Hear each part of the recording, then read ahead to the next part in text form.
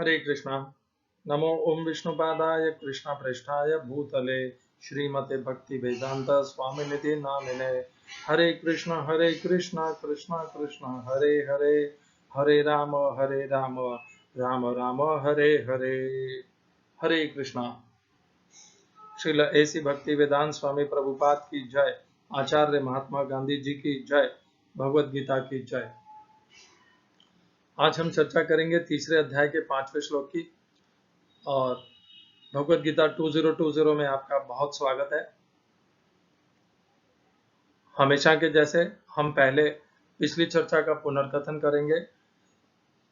पिछली चर्चा थी तीसरे अध्याय के चौथे श्लोक।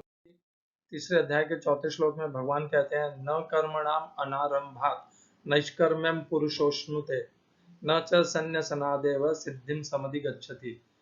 हिंदी अनुवाद गीता यथारूप श्रील प्रभुपाद।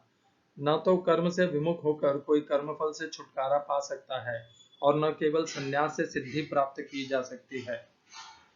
यहाँ पर भगवान यह बताने की कोशिश कर रहे हैं कि अर्जुन जो मार्ग लेने का प्रयत्न कर रहे थे कि वे युद्ध को, अपने स्वधर्म को त्याग करके संन्यास के माध्यम से सिद्धि की प्राप्ति का प्रयत्न कर रहे थे। अर्जुन ने यह मार्ग अपनाया था कि वे युद्ध को त्याग देंगे, युद्ध को त्याग करके संन्यास को ग्रहण कर लेंगे और उस मार्ग से वे सिद्धि को प्राप्त करेंगे। तो भगवान ने यहाँ पर इस श्लोक में स्पष्ट कह दिया उन्हें कि ये सिद्धि का मार्ग हो ही नहीं सकता। मनुष्य अपने कर्मों को कितना भी त्याग दे, परंतु उनसे उनके कर्म फल का फिर भी वह भागी बनेगा ही। क्योंकि जब हम अपने स्वधर्म का त्याग करते हैं तो उस स्वधर्म को त्याग करने के कारण भी हमें तामसी फल प्राप्त होते हैं।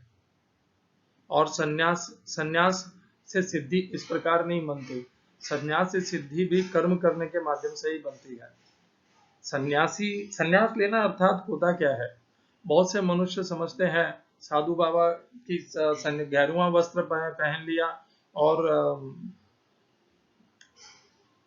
माला धारण कर ली, तिलक लगा लिया और मुंह में से राम राम राम बोल दिया तो हो गया संन्यास। ऐसे संन्यास नहीं होता। 18वें अध्याय में अर्जुन के प्रश्न पर भगवान बताते हैं कि संन्यास क्या होता है। और सच्चा संन्यास तो बाहरी आवरण का नहीं है। सच्चा संन्यास आंतरिक आवरण का है। सच्चा संन्यास है इंद्रियों को विषयों से अनासक्त कर देना, वह संन्यास है। इसके उपलक्ष्य में 5वें तथा 6ठे अध्याय में श्लोक भी आएंगे जो मैं आपको बताऊंगा। परंतु यहाँ पर संन्यास का विषय नहीं है, इसलिए उसके ऊपर अभी लंबी चर्चा नहीं करूंगा। परंतु इतना जान लीजिए कि सच्चा संन्यास बाहरी आवरण नहीं है। कोई भी जो हमें प्रभावित कर सकता है, हम तो इतने मूर्ख होते हैं कि हम बाहरी आवरण से प्रभावित हो जाते हैं, साधारण मनुष्य। परंतु भगवान वैसे नहीं है। भगवान मन के आवरण को देखते हैं। आज मैं इस संदर्भ में एक पहला तो गुरु के प्रति बताऊंगा कि कौन गुरु होने के योग्यता रखता है। यदि कोई गुरु बहुत सफल हो, अत्यधिक सफल हो, अत्यधिक विलक्षणता हो, उसमें अत्यधिक पांडित्य हो, वह श्लोक का अच्छा बखान कर सकता हो, अच्छी व्याख्या कर सकता हो, अच्छा अनुवाद कर सकता हो, उनका अच्छा अनुसरण भी कर सकता हो, सब कुछ कर सकता है वह। एक तो वह है। और दूसरा है जो श्लोक की अच्छी व्याख्या नहीं कर सकता, शायद वह उस प्रकार का आवरण और उस प्रकार का अनुसरण भी अच्छे से नहीं करता होगा। परंतु उसमें यदि एक उसमें उसमें एक अलग योग्यता है, वह है कि वह अपने को सबके समकालीन और समकक्ष रखता है। वह अपने शिष्यों के सम्मुख ऐसे नहीं प्रस्तुत करता कि मैं बहुत उच्च कोटि का संत हूँ। वह अपने आप को एक साधारण मनुष्य बताता है। तो इन दोनों में से कौन सा गुरु, आचार्य श्रेष्ठ होगा? स्वाभाविक है, हमने आज तक यही देखा है कि जो गुरु और आचार्य जिनके लाखों शिष्य हों और जो एक संस्था का स्थापना करें और एक नए पथ का संस्थापना करें और हजारों पुस्तकें लिख डालें, सैकड़ों पुस्तकें लिख डालें, तथा इस प्रकार उनके नाम का सदैव पूजन हो कि ये दिव्य हैं, और उनके समस्त लाखों करोड़ों शिष्य यदि उन्हें दिव्य कहते हैं तो हम उन्हें दिव्य मान लेते हैं। क्योंकि जब लाखों करोड़ों लोग मान रहे हैं तो वो अवश्य ही दिव्य होंगे। परंतु सच्चा गुरु वह नहीं है। सच्चा गुरु आचार्य की सबसे मुख्य और महत्वपूर्ण पहचान है कि वह अपने आप को कभी भी दिव्य और एक उच्च श्रेणी में जाकर के स्थिर नहीं करेगा कि मैं तो दिव्य हूं और बाकी सब निम्न है। क्योंकि जब भी कोई गुरु और या आचार्य अपने आप को दिव्य बता देता है और शिष्यों को निम्न श्रेणी में बता देता है, तब वह अपने बीच में एक ऐसी दीवार खड़ी कर देता है, शिष्यों के मन में एक इस प्रकार का प्रभाव डाल देता है कि जो मेरी आध्यात्मिक उन्नति है उसका कारण मैं स्वयं नहीं हूं, परंतु मेरी दिव्यता है।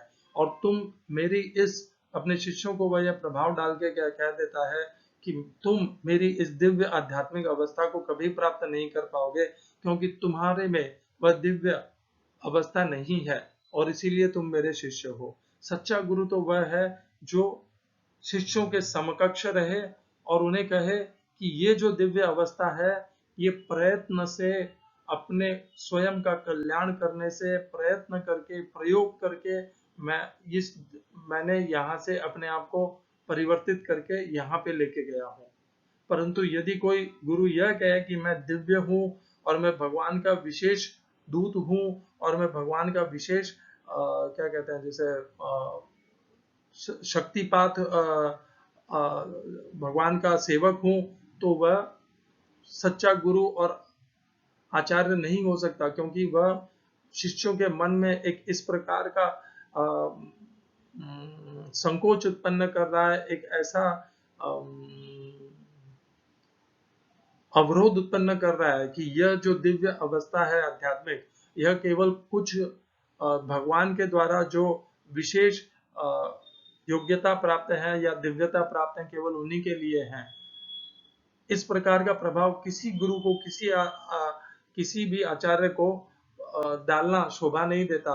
गुरु और आचार्य तो वह है जो शिष्य को सदैव इस बात का स्मरण कराए कि ये दिव्य से दिव्य और उच्च से उच्च, श्रेष्ठ से श्रेष्ठ दिव्यता, आध्यात्मिकता, भगवान की भक्ति को तुम प्राप्त कर सकते हो। तुम्हें केवल प्रयत्न करना है, स्वयं का कल्याण करना है, स्वयं का उद्धार करना है। उद्धरेद आत्मना आत्मानम नात्मानम अवसादयेत आत्मैहि आत्मनो बंधुः आत्मैव रिपुरात्मनः। जो मनुष्य स्वयं का कल्याण करता है वह अपना मित्र है और जो कल्याण नहीं करता वह अपना शत्रु है। उद्धार जब मनुष्य स्वयं का करता है तब वह अपने आप दिव्य श्रेणी में पहुंचता जाता है। मैं बहुत बार उदाहरण देता हूँ, आचार्य महात्मा गांधी जी इसी श्रेणी के एक उच्चतम आचार्य हैं, जो संसार में कभी ऐसा आचार्य हमें नहीं मिल पाएगा वापस, पुनः कभी ऐसा आचार्य प्राप्त नहीं होगा। आचार्य महात्मा गांधी जी ने अपना जो एक साधारण मनुष्य का उनका जीवन था, मोहनदास करमचंद गांधी के रूप में, जहां पर वे अनेकों बार वकील के रूप में वकील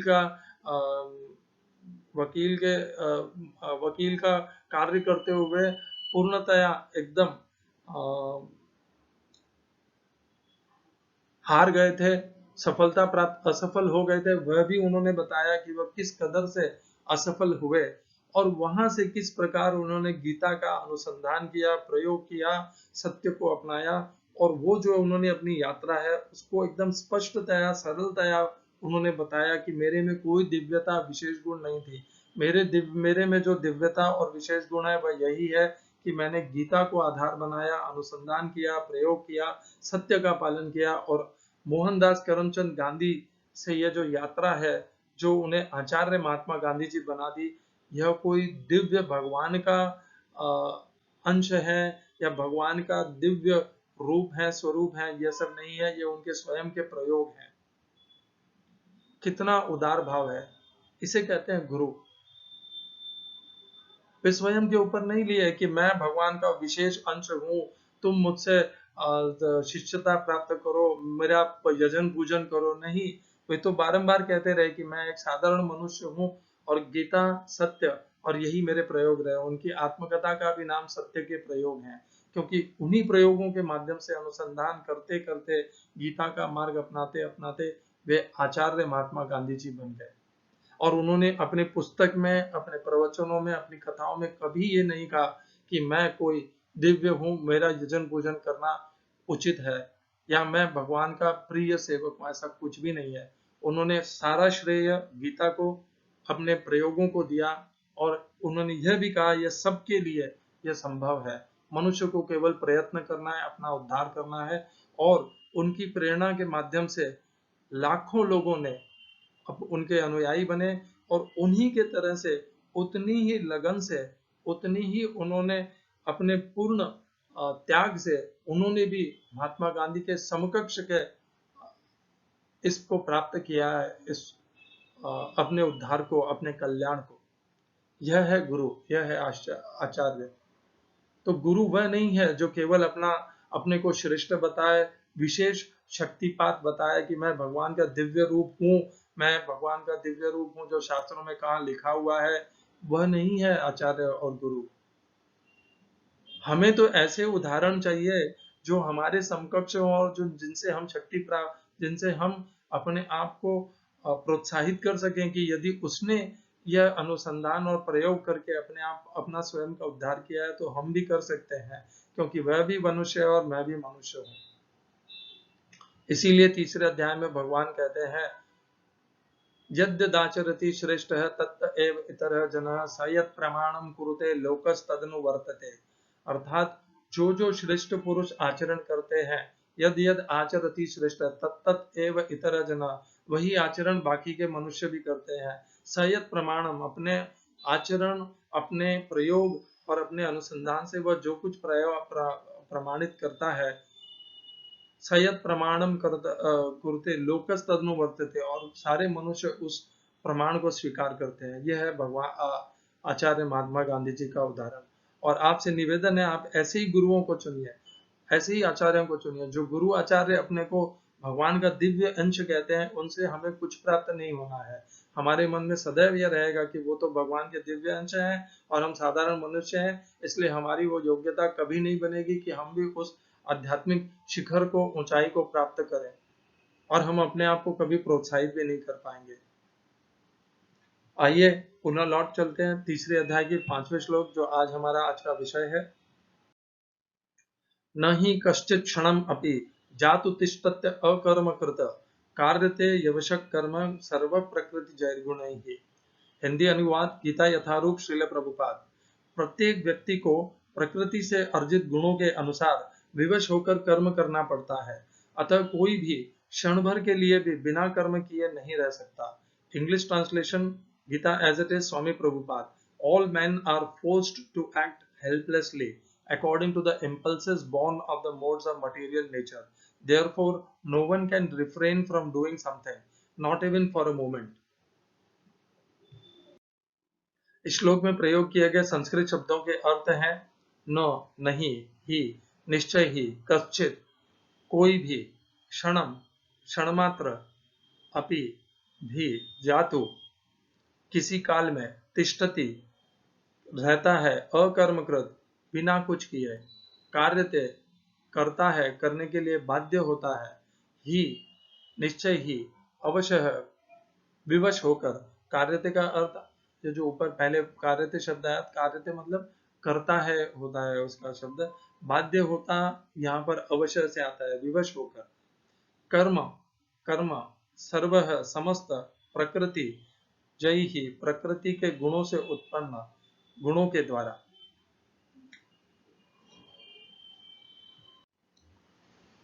तीसरे अध्याय के 5वें श्लोक का तात्पर्य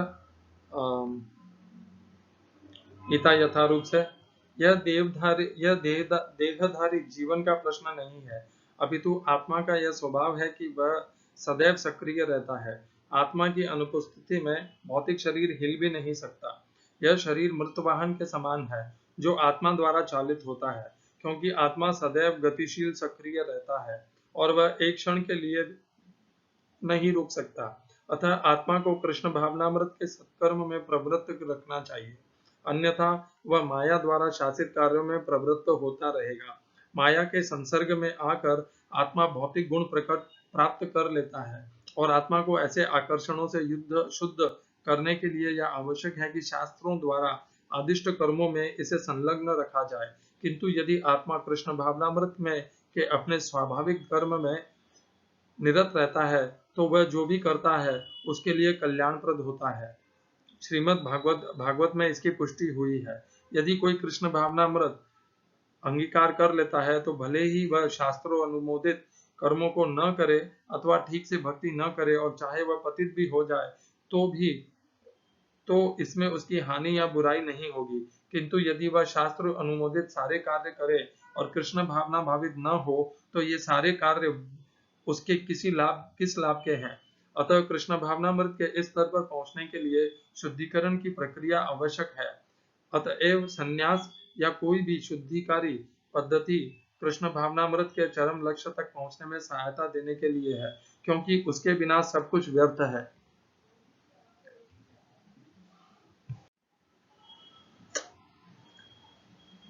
ओम अज्ञानतिमिरन्धस्य ज्ञानाञ्जनशलाकया चक्षुरुन्मीलितं येन तस्मै श्रीगुरुवे नमः। एकं शास्त्रं देवकीपुत्रगीतम् एको देवो देवकीपुत्र एव एको मन्त्रस्तस्य नामानि यानि कर्माप्येकं तस्य देवस्य सेवा। हरे कृष्णा। यह श्लोक चला गया। श्लोक है न ही कश्चित् क्षणम अपि। एक क्षण के लिए भी मनुष्य कार्य किए बिना नहीं रह सकता। उसका कारण गीता यथारूप में आत्मा दिया गया है, परंतु उसका ज्यादा महत्वपूर्ण कारण है जो यहाँ पर इस श्लोक में दिया गया है, कार्यते यवशक कर्म सर्व प्रकृति जैर्गुणे ही। क्योंकि कर्म आत्मा के द्वारा नहीं होते परंतु प्रकृति के गुणों के द्वारा होते हैं। हम सब प्रकृति के गुणों से इतने प्रभावित रहते हैं। हम यदि जैसे हम मान लीजिए हम माला का जाप करने बैठ जाते हैं या ध्यान में बैठ जाते हैं, तब भी हमारा मन विचरण करता रहता है, बाहर भागता रहता है। मैं भी जब माला करता हूँ तो यह नहीं है कि मैं इतना स्थित प्रज्ञता को प्राप्त हो गया हूँ कि मेरा मन सदैव भगवान के महामंत्र के जाप में स्थिर रहे। वह अभी तक प्राप्त नहीं हुई है। मन भागता है और हमारा कर्तव्य है कि हम उस मन और इंद्रियों को उन विषयों से हटा करके वापस लेके आए और उन्हें भगवान के नाम जप में, भगवान के नाम अभ्यास में, भगवान के नाम यज्ञ में लगाएं। यह है मार्ग। और ये मन का ये स्वभाव, ये इंद्रियों का स्वभाव तो नित्य रहेगा, क्योंकि हम सब प्रकृति के गुणों के द्वारा प्रभावित हैं। इसी के कारण तो माला करना, भगवान के नाम मंत्र का उच्चारण करना, ध्यान करना, ये इतने हर एक के लिए यह संभव नहीं हो पाता है। यदि कोई कर भी लेता है तो बीच बीच में उसका मन भटकता रहता है। अर्जुन यही भगवान से 6 अध्याय में कहते हैं कि इस मन को नियंत्रित कर पाना वायुरीव सुदुष्करम। वायु को एक बार यदि हम नियंत्रण में कर भी ले, परंतु यह मन तो वायु से भी ज्यादा दुष्कर है इसको नियंत्रण में कर पाना। और बड़े बड़े योगी भी इसे नियंत्रण में नहीं कर पाते। जिन्होंने ऐसी अपने आप पे यह कहा भी है कि मन मेरा पूरा नियंत्रण में आ गया है, उनके आचरण से पता चल जाएगा कि मन उनके नियंत्रण में आ गया है क्या। यदि मन नियंत्रण में आ गया होगा तो उनकी 5 ज्ञानेंद्रिय और 5 कर्मेंद्रियों के ऊपर पूर्ण नियंत्रण होगा। उनके जीवा में, उनकी बोली में, उनकी समझ में, उनके आचरण में, उनके मन में, उनके भाव में पूर्ण परिवर्तन होगा, शुद्धिकरण होगा, जिसे हम शुद्धि कहते हैं, वह आ जाएगा क्योंकि नियंत्रण हो गया है। नियंत्रण होने के बाद क्या होता है? नियंत्रण के होने के बाद में मनुष्य अपना उद्धार करता है, अपना कल्याण करता है, अपने आप को पाप कर्मों से बचाता है और अपने आप को सत्व में लगाता है, प्रकाश में लगाता है, दूसरों की सेवा में लगाता है। यदि वह सब कुछ प्राप्त करने के पश्चात भी केवल अपने लिए करता है, अपनी उन्नति के लिए करता है, तो वह सही नहीं है। ज्ञान तो होता ही बांटने के लिए है। ज्ञान तो होता ही है स्वयं प्रकाशित होकर के दूसरों को प्रकाशित करने के लिए। ज्ञान और भक्ति होती ही इसीलिए है कि स्वयं भी प्रकाशित हो और दूसरों को प्रकाशित करें। तो हमारा विषय यह है कि भगवान कहते हैं कि जो मनुष्य यह विचार करता है, इसका संदर्भ पिछले श्लोक से ही है। पिछले श्लोक में भगवान ने कहा था, क्या कहा था भगवान ने? न कर्मणाम अनारंभात नैष्कर्म्यम पुरुषोष्णुचे न च संन्यासनादेव सिद्धिम समधिगच्छति। ऐसा नहीं है कि कर्म करने से तुम नैष्कर्म को प्राप्त हो जाओगे। और अब भगवान उससे भी एक कदम आगे चले जाते हैं। क्या कहते हैं? यदि तुम ऐसा विचार भी करते हो कि मैं कर्म नहीं करूंगा तो भी ये तुम मूर्खता कर रहे हो। ऐसा तुम कभी कर ही नहीं पाओगे कि तुम कुछ ना करो। या तो हम शरीर के द्वारा कुछ ना कुछ करने लग जाएंगे या हम मन के द्वारा करने लग जाएंगे। भगवत गीता में आता है कि मनुष्य 3 प्रकार से कर्म करता है। वैसे तो 4 भी आता है, एक जगह 4 का उल्लेख है, एक जगह 3 का उल्लेख है। मैं वो उल्लेख आपको बताता हूँ। कायेन मनसा बुद्ध्या केवलैर इंद्रियैरपि योगिनः कर्म कुर्वन्ति संगम त्यक्त्वा आत्मशुद्धये। कायेन, काया के द्वारा, कायेन मनसा, मन से, बुद्ध्या, बुद्धि से, केवलैर इंद्रियैरपि, योगिनः कर्म, 4 माध्यम से बताया, परंतु मन और बुद्धि एक ही होता है कभी इस प्रकार से। तो बचा क्या? काया, मन, बुद्धि और इंद्रिय, इन तीनों से मनुष्य कर्म करता है। तो यदि वो यह कह भी दे कि मैंने काया अपने आप को नियंत्रण में करके, वो कहते मैंने कुछ नहीं किया, तो भी मन और बुद्धि तो करेंगे ही अपना कर्म। वे विषयों में घूमते रहेंगे, मन ही मन विषयों में लोलुप्त होते रहेंगे और कभी न कभी इसी के कारण भटक करके वह इंद्रियों में वास करने लग जाएंगे और इंद्रियों के माध्यम से विषयों को ग्रहण करने लग जाएंगे। तो ध्यान रखिएगा, मनुष्य केवल मन से कर्म नहीं करता, मनुष्य के कर्म शरीर से, मन बुद्धि से और इंद्रिय से होते हैं। और यह भी जान लीजिए कि जिस प्रकार हमें कर्मों के फल मिलते हैं, यह नहीं है कि हमें केवल शरीर के कर्म करने से ही फल मिलेंगे। हमने मन बुद्धि से भी यदि हमने गलत कर्म किए हैं तब भी हमें उनके फल मिलेंगे, कम मिलेंगे, उनका उनकी भीषणता कर्म कम होगी, परंतु कर्म के फल तो मिलेंगे। यदि हमने मन में कर्म किए हैं, दुष्कर्म किए हैं तो भी, और अच्छे कर्म किए हैं तो भी मिलेंगे, दोनों के मिलेंगे। और इंद्रिय से किए हैं तो मिलना ही है, क्योंकि इंद्रियां मन के द्वारा ही, शरीर के द्वारा ही काम करती हैं। इंद्रियां मन का अविभाज्य अंग है और इंद्रियां कारण बनती हैं हमें कर्म में प्रवृत्त करने के लिए। तो मनुष्य शरीर, कर्म, मन बुद्धि और इंद्रिय के द्वारा कर्म करता है। तो यहाँ पर भगवान यही कहते हैं, यदि मनुष्य जड़ होकर के अपने शरीर को स्थिर करके यह भी कहते कि मैं कर्म नहीं कर रहा हूँ इसलिए अब मुझे कर्म के फल नहीं बांध सकते, तो भी वह मिथ्या कर रहा है, मिथ्या आचरण और असत्य बोल रहा है। क्योंकि यदि उसने शरीर को भी नियंत्रण कर लिया तो भी उसका मन और बुद्धि विषयों में विचरण करते रहेंगे, आसक्त रहेंगे, विषयों के राग द्वेष से प्रभावित रहेंगे और उनके कारण शनै शनै कभी न कभी वह उन विषयों में इंद्रियों के द्वारा भोगने में विवश हो जाएगा, क्योंकि ये सब प्रकृति के द्वारा नियोजित होते हैं। तो 5वें श्लोक में एक कदम और भगवान आगे ले जाते हैं और क्या कहते हैं कि न ही कश्चित् क्षणम अपि जातुतिष्ठत्य कर्म कृत कार्यते यवशः कर्म सर्व प्रकृति जैर गुणैः।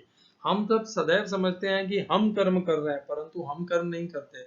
हम कर्मों प्रकृति के गुणों के द्वारा उनके वशीभूत होकर के, उनके द्वारा पूर्ण उनके आवेश में आकर के कर्म करते हैं। और इसके लिए भगवान कहते हैं 3 अध्याय के 27वें श्लोक में कहते हैं प्रकृति क्रियमाणानि गुणैः कर्माणि सर्वशः अहंकार विमूढ़ात्मा कर्ता हम इति मन्यते। प्रकृति क्रियमाणानि, प्रकृति के द्वारा सारे कर्म होते हैं। प्रकृति क्रियमाणानि गुणैः कर्माणि, प्रकृति के गुणों के द्वारा सारे कर्म होते हैं। अहंकार विमूढ़ आत्मा, अहंकार के कारण मोहित मनुष्य सोचता है मैं करता हूँ। तो यहाँ पर 3 अध्याय के 5वें श्लोक में भगवान उसी का कह रहे हैं। भगवान ये नहीं कह रहे कि आत्मा के द्वारा कर्म होते हैं, यह सब सही नहीं है। भगवान का यहाँ पर शब्द बहुत स्पष्ट है, प्रकृति जैर गुणैः ही, प्रकृति के गुणों के द्वारा यह सब संभव होते हैं और होते हैं, आत्मा के द्वारा नहीं होते हैं, प्रकृति के गुणों द्वारा होते हैं। आत्मा क्रियाशील है, यह सब ठीक है, आत्मा शरीर को जीवन दान देता, जीवन शक्ति प्रदान करती है, यह भी ठीक है, परंतु कर्मों में प्रवृत्त प्रकृति के गुण प्रवृत्त करते हैं मनुष्य को। और मनुष्य इतना बाध्य होता है इन प्रकृति के गुणों के द्वारा कि वह अपने ऊपर नियंत्रण नहीं कर पाता। प्रकृति के गुण उसे जिस प्रकार नचाते हैं कठपुतलियों के जैसे, वो उसी प्रकार नाचते रहता है जब तक वह इन प्रकृति के गुणों से अपने आप को मुक्त नहीं कर ले। प्रकृति के गुण कभी रजस कहेगा चलो आज उसको हम थोड़ा सबक सिखा के आते हैं, तो वह उस प्रकार प्रेरित हो जाएगा। आज उसके अंदर प्रकृति का तामसिक गुण आके कहेगा चलो आज हम आलस्य करते हैं, थोड़ा निद्रा लेते हैं, अच्छा पिक्चर लेते हैं, मनोरंजन करते हैं, तो वह निद्रालस्य प्रमादोत्तम, प्रमाद में चला जाएगा। और यदि वही प्रकृति के गुण उसे प्रेरणा देते हैं कि चलो आज गीता का अभ्यास कर लेते हैं, तो वह गीता के अभ्यास में लग जाएगा। तो मन के द्वारा, प्रकृति के गुणों के द्वारा हमारे अंदर प्रेरणा आती है और उन प्रेरणा के कारण हम कर्म करने में प्रयोजित हो जाते हैं, नियोजित हो जाते हैं। तो कर्म करते तो ये शरीर है, कर्ता कर्म ये शरीर है, और उसका कारण ये तीन बनते हैं, शरीर, मन, बुद्धि और इंद्रिय। परंतु प्रेरणा और कर्म करने की जो हमारे अंदर जो भाव है, वह हमें प्रकृति के गुणों के द्वारा प्राप्त होते हैं। इसी को भगवान ने 18वें अध्याय के 59 और 60वें श्लोक में और स्पष्टता से कहा है। हम 18वें अध्याय के 18वां अध्याय याद रखिएगा, भगवद गीता का आखिरी अध्याय है। इस आखिरी अध्याय में भी भगवान वही कह रहे हैं जो उन्होंने तीसरे अध्याय में कहा था, और ज्यादा स्पष्टता से कह रहे हैं। तो हम 18वें अध्याय के 59 और 60 इन दो श्लोकों को तीसरे अध्याय के 5वें श्लोक से जोड़ देते हैं। सबसे पहले 18वें अध्याय का 59 श्लोक, यद अहंकारमाश्रित्य नायोत्स्य इति मन्यसे मिथ्यैष व्यवसायस्ते प्रकृतिस्त्वां नियोक्ष्यति। हिंदी अनुवाद गीता यथारूप श्रील प्रभुपाद। यदि तुम मेरे निर्देशानुसार कर्म नहीं करते और युद्ध में प्रवृत्त नहीं होते हो, तो तुम कुमार्ग पर जाओगे, तुम्हें अपने स्वभाववश युद्ध में लगना पड़ेगा। यद अहंकारम आश्रित न योत्स्य इति मन्यसे, यदि अपने ऊपर अहंकार करके और उसका आश्रय लेकर के तुम यह समझते हो कि तुम युद्ध नहीं करोगे, यह अर्जुन के लिए कह रहे हैं भगवान। 18वें अध्याय में भी अर्जुन को बहुत दृढ़ता पूर्वक और प्रभावशाली भगवान उसको सावधान कर रहे हैं कि यदि तुम अपने अहंकार में आकर के कि मैंने जिस पक्ष को सही समझ लिया है, मैं उसी के अनुसार युद्ध का त्याग कर दूंगा, तो भगवान उसे सचेत कर रहे हैं। तुम अपने अहंकार में का आश्रय लेकर के यदि यह तुम समझते हो कि तुम युद्ध नहीं करोगे और इसमें तुम सफल हो जाओगे अपने इस संन्यास के मार्ग में, तो समझ लो मिथ्यैष व्यवसायस्ते, यह तुम्हारा विचार मिथ्या है, यह कभी सफल नहीं हो पाएगा, सफलता को प्राप्त नहीं होगा। क्यों? क्योंकि प्रकृति स्वाम नियोक्ष्यति, यह जो प्रकृति है, त्रिगुणात्मक प्रकृति, यह तुम्हें उन कर्मों में लगा देगी। क्योंकि हमारे सारे कर्म किसके द्वारा होते हैं? प्रकृति के गुणों के द्वारा। तो प्रकृति में वह बल है, वह शक्ति है, वह प्रभाव है कि वह हमें कर्मों में प्रवृत्त कर सकती है। इसी से अगला श्लोक में भगवान कहते हैं, स्वभावजेन कौन्तेय निबद्धस्वेन कर्मणा कर्तुम नेच्छसि यन्मोहात् करिष्यस्य वशोऽपि तत्। हिंदी अनुवाद गीता यथारूप श्रील प्रभुपाद। इस समय तुम मोहवश मेरे निर्देशानुसार कर्म करने से मना कर रहे हो, लेकिन हे कुंती पुत्र, तुम अपने ही स्वभाव से उत्पन्न कर्म द्वारा बाध्य होकर वही सब करोगे। स्वभावजेन कौन्तेय निबद्धस्वेन कर्मणा, तो तुम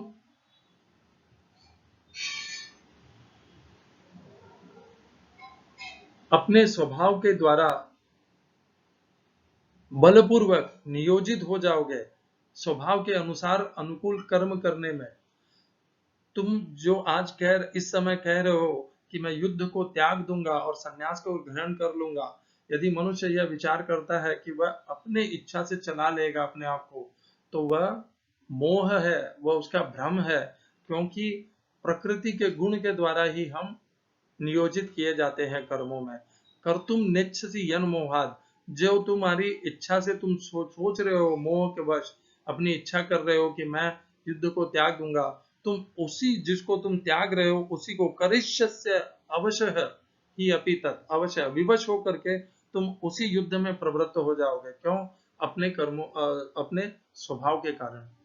स्वभाव कैसे उत्पन्न होता है? प्रकृति के द्वारा, प्रकृति के गुणों के द्वारा। तो चक्र कैसा है? प्रकृति से उसके गुण उत्पन्न होते हैं, गुणों के द्वारा स्वभाव बनता है, स्वभाव से हम कर्म करते हैं, कर्म करके कर्म के फल उत्पन्न होते हैं, कर्म के फलों के कारण हमारा पुनः एक चक्र प्रारंभ हो जाता है। तो भगवान यहाँ पर स्पष्ट हमें समझने की बात है कि ये प्रकृति है, ये उनके तीन गुण है और ये 3 गुण हमें कर्म में प्रवृत्त करते हैं, हमारा स्वभाव निर्धारित करते हैं। तो आप देखिए ना, जिनमें सत्व गुण की प्रधानता होती है उनके कर्म अलग होते हैं, जिनमें रजस गुण की प्रधानता होती है उनके कर्म अलग होते हैं, जिनमें तामसिक गुण की प्रधानता होती है उनके कर्म अलग होते हैं। तो आप इसी से यह समझ सकते हैं कि प्रकृति के गुण कितने प्रभावशाली हैं, और उनके द्वारा ही हम अपने स्वभाव को निर्मित करते हैं, और उन्हीं से हमारा जो स्वभाव निर्मित होता है उन्हीं के अनुसार, उन्हीं के तद्रूप हम उसी प्रकार के कर्मों में प्रवृत्त होते हैं, नियोजित होते हैं। हम माला करने के लिए बहुत इच्छा करते हैं कि चलो मैं भी आज भगवान का नाम मंत्र का जाप करूंगा। 1-2 दिन कर भी लेते हैं, फिर हमारा स्वभाव हमारे ऊपर हावी हो जाता है, हमें वशीभूत कर लेता है, विवश करके हमें भगवान के नाम मंत्र से हटा लेता है। यह हमारा रोज का अनुभव है। और यदि हम माला का जाप दृढ़ता पूर्वक, बलपूर्वक, शारीरिक कर भी लेते हैं तो वह स्वभाव मन और बुद्धि से हमें हर लेता है और हमें विषयों में ले जाता है। तो इस प्रकार इतनी हम जो कुछ सोचते हैं कि हम ऐसा ऐसा कर लेते हैं, हम नहीं कर पाते। हम और उदाहरण लेते हैं साधारण रोज के दैनंदिन जीवन से। जो विद्यार्थी हैं वो बहुत सोचते हैं कि आज मैं 4 घंटा पढ़ूंगा, आज 5 घंटा पढ़ूंगा, आज 10 घंटा पढ़ूंगा। अचानक उन्हें वीडियो पे कोई एक वीडियो आ जाता है या कोई मैसेज आ जाता है और वो हट जाते हैं और वो उसी में लग जाते हैं, और पढ़ाई उनका जो योजना है वह धरी की धरी रह जाती है। क्यों? क्योंकि उनका गुण है, वह गुणों के द्वारा स्वभाव बन गया है और स्वभाव से वह हट जाते हैं। अपने जो उन्होंने संकल्प बनाए हैं अपने अभ्यास के, अपने विद्या को अध्ययन करने के लिए, वहां से हट जाते हैं। इसी प्रकार हम व्यवसाय में भी हमारे साथ होता है। हम व्यवसाय में सोचते हैं आज मैं बहुत मेहनत करूंगा, यह करूंगा, अचानक हमारे मित्र आ जाते हैं, हमें मनोरंजन प्रमाण में लगा देते हैं और हमारे व्यवसाय से हम भटक जाते हैं। यह होता है हमारे साथ। हम मनोरंजन में लग जाते हैं क्योंकि मित्रों का हमारा स्वयं का स्वभाव है और मित्रों का आग्रह हो जाता है और हम हट जाते हैं वहां से। तो इस प्रकार हम अपने आप को बहुत सही दिशा में ले जाना भी चाहते हैं, परंतु ये जो प्रकृति के गुण हैं ये हमें स्वभाव के कारण हमें वहां से हटाते रहते हैं। तो क्या हमें अपना त्याग देना चाहिए हमारे प्रयत्न? नहीं, भगवान ऐसा नहीं कहते।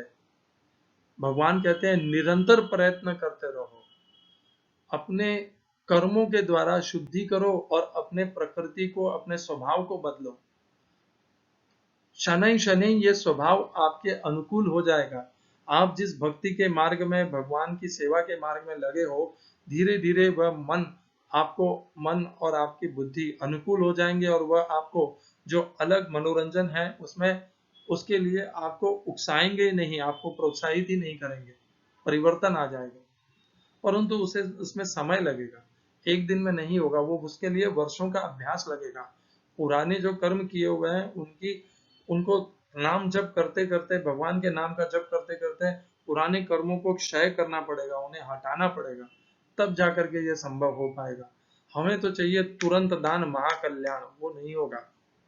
वर्षों वर्ष लग जाएंगे अपनी शुद्धि करने के लिए। यदि इतना आसान होता तब तो कोई भी कर लेता। मोहनदास करमचंद गांधी की यात्रा यहां से लेकर के आचार्य महात्मा गांधी जी की जो छवि है उसमें वर्षों वर्ष लग गए थे वहां तक पहुंचने में। तो हमारे में ऐसी क्या विलक्षणता है आचार्य महात्मा गांधी जी से भी अधिक कि हम बहुत शीघ्रता से इसको प्राप्त कर लेंगे? नहीं हो पाएगा। अपने आप को इस प्रकार के झांसे में, असत्य में, मिथ्या में मत रखिए।